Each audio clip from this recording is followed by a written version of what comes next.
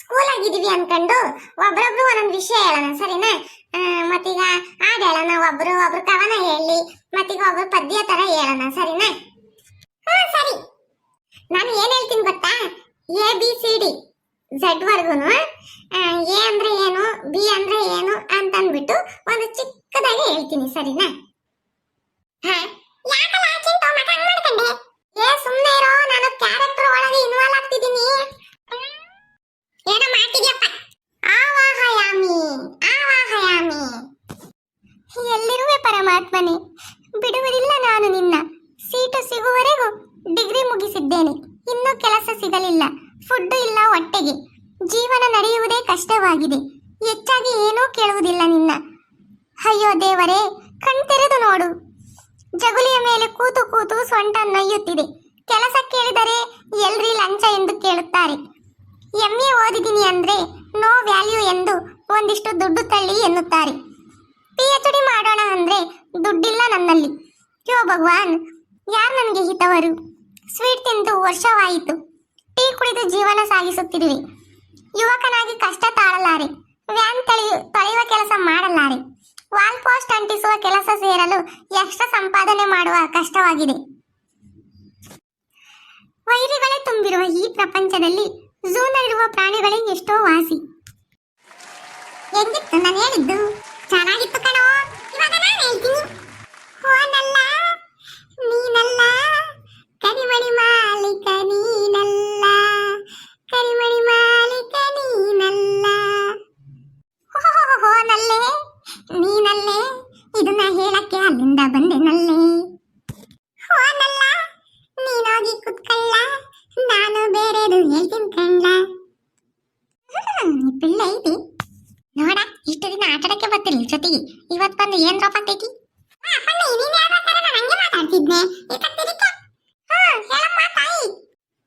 ಹೆಂಡತಿ ಬೆಳ್ಳಗಿರೋಳು ಸಿಗ್ಬೋದು, ತೆಳ್ಳಗಿರೋಳು ಸಿಗ್ಬೋದು, ಕಪ್ಪಗಿರೋಳು ಸಿಗ್ಬೋದು, ದಪ್ಪಗಿರೋಳು ಸಿಗ್ಬೋದು, ಆದ್ರೆ ತೆಪ್ಪಗಿರೋಳು ಸಿಗೋದು ಅಸಾಧ್ಯ.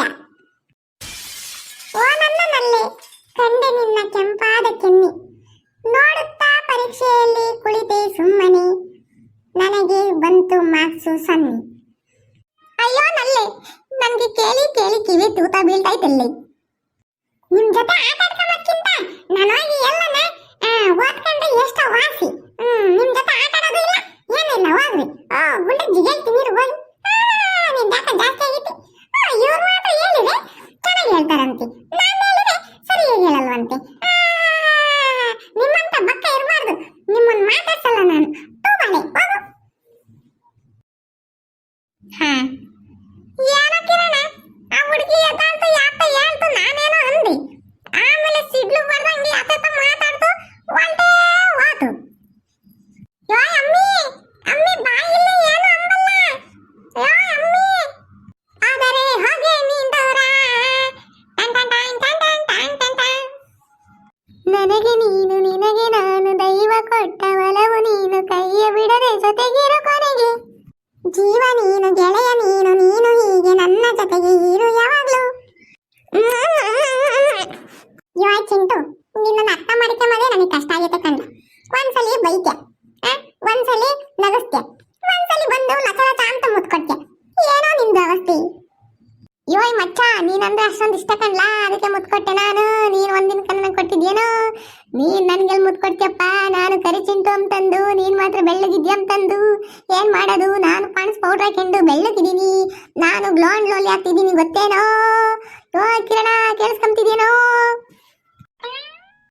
ಹೈಕಾನಿ ಕಾಜಲ್, ಕಾಜಲ್ ಹಚ್ಚೋ ಬದಲು ಕಣ್ಣಿಗೆ ತಪ್ಪಲೆಗಿರೋ ಮಸಿ ಹಚ್ಚಿ 24 hours ಅಲ್ಲ, 48 hours ಕೂಡ ನಿಮ್ಮ ಕಣ್ಣು ಕಪ್ಪಾಗಿ ಕಾಣಿಸುತ್ತದೆ.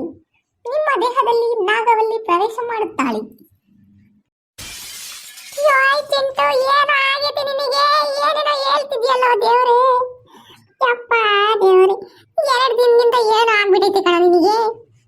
ವಾಷಿಂಗ್ ಪೌಡರ್ ನಿಮ್ಮಪ್ಪ ಮಾಡಿದ ಕರ್ಮ, ಹಾಲಿನಂತ ಬಿಪ್ಪು, ನಿಮ್ಮಪ್ಪನ ಚಡ್ಡಿ ಕೊಳಕು ಎಲ್ಲ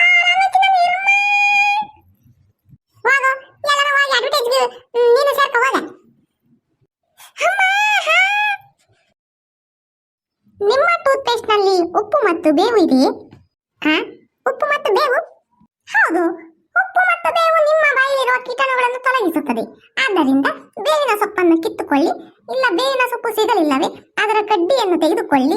ಒಂದಿಷ್ಟು ಪುಡಿ ಉಪ್ಪನ್ನು ಅದ್ದಿ ಚೆನ್ನಾಗಿ ತಿಕ್ಕಿ ತಿಕ್ಕಿ ತಿಕ್ಕಿ ತಿಕ್ಕಿ ಅಲ್ಲ ಪಳ ಪಳ ಹೊಳೆಯುತ್ತದೆ.